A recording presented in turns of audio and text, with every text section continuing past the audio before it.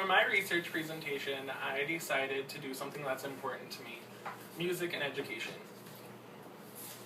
Throughout this presentation, I hope to cover these main points: the overview of music education, reasons for cutting music programs in our schools, problems with cutting music programs, the impacts of music on the brain, what schools can do to change this trend, and also what parents can do to change this trend.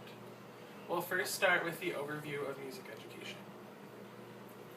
Music education started with Plato as he taught Socrates in 331 BC.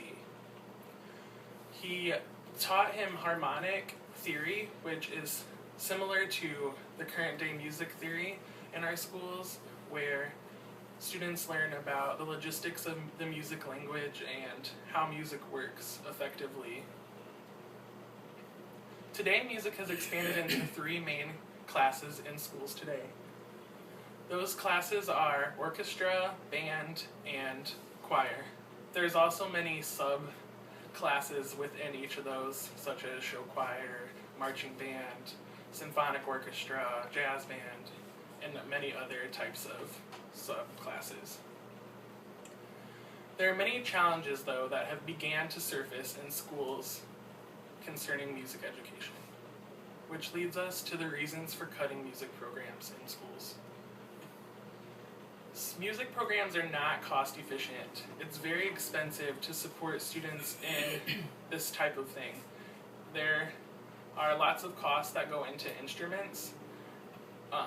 Many schools rent out instruments to their students, which are oftentimes damaged, and the school has to pay for those to get fixed a lot of times because families can't afford it.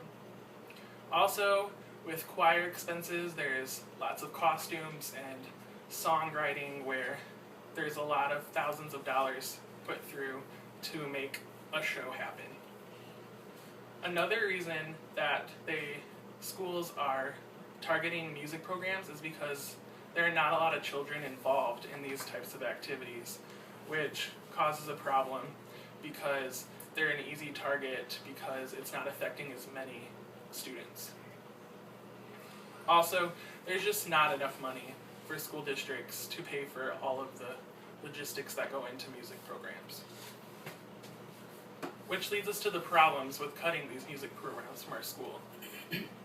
There's increased violence because students that were normally in this extracurricular are now out on the streets doing things that they normally wouldn't have been doing because they would be at practice. Also, there's not as much involvement in schools as there would be with those music programs because many students are only involved in music programs, and therefore they're not getting involved and not getting the types of experience they are getting with the music, such as social skills with their friends. Also, there's lack of exercise for musical students if it gets cut. Because marching band and show choir are physical, we're able to help the weight of some of our overweight kids that are in school. So cutting this also puts those people at risk. And there's also a lack of success because sometimes schools are cutting music completely, but also some are just cutting positions, which cause a lack of success in many of the schools.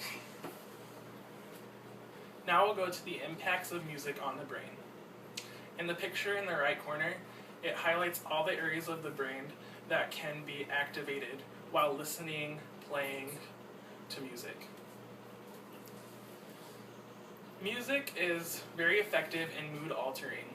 It brings out your emotions, and it can be an escape from your life when you listen to music or you're playing your music.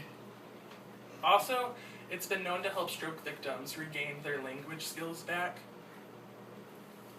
It also helps with language skills because music is a universal language for anyone.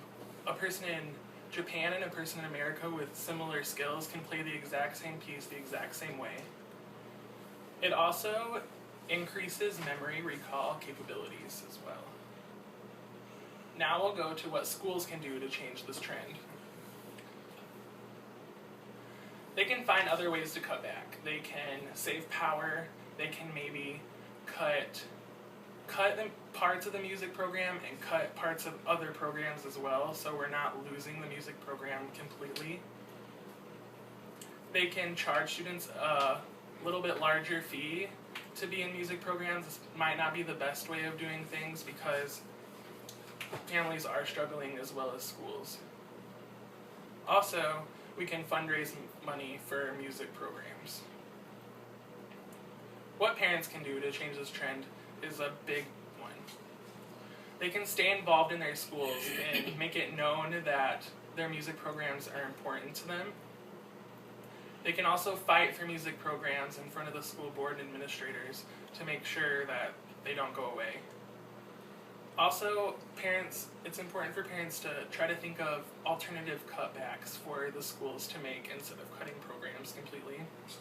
And lastly, encourage students and their own students to be involved in music programs because it's very beneficial, and it also, we need it to grow in order to keep it around. So my main points again I wanted to cover are the overview of music education, the reasons for cutback in music programs, the problems with cutting music programs, the impacts of music on the brain, what schools can do to change this trend, and also what parents can do to change this trend.